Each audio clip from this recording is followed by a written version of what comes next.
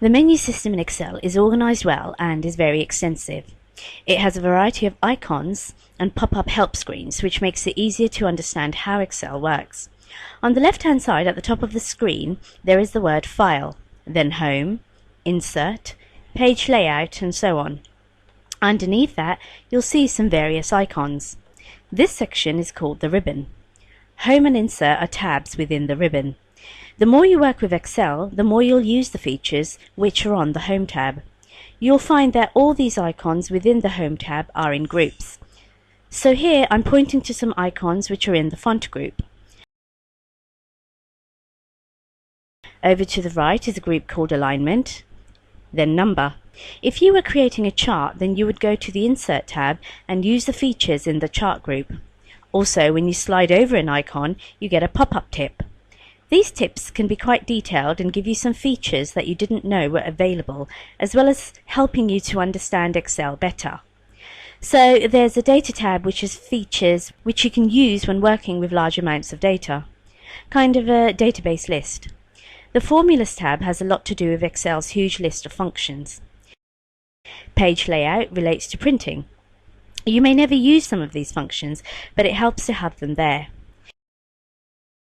You could click on the Review tab and learn about protection, how to protect a workbook or worksheet.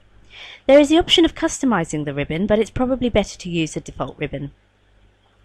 The left button is File, and if I click it, the screen changes completely and we get the Backstage view.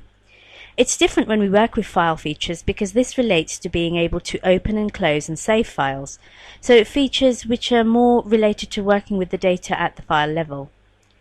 Then you can return back to the standard view by clicking the left arrow at the top or by pressing the Escape button.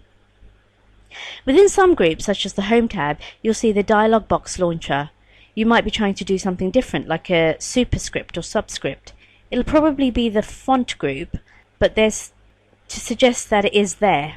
However, if you click the dialog box launcher, it brings up a dialog box called Format Cells. So this dialog box has been around in Excel for many features. It shows us there are much more font capabilities in the ribbon. Like on the left hand side, there's a strike through and superscript, etc. We can escape from here by selecting a feature and clicking OK with the left mouse button, or just by cancelling to exit, or clicking X in the top right hand corner. Also, on some buttons like Bold, there's a keystroke equivalent to that particular feature. And the more you work with Excel, you become more familiar and proficient with these features.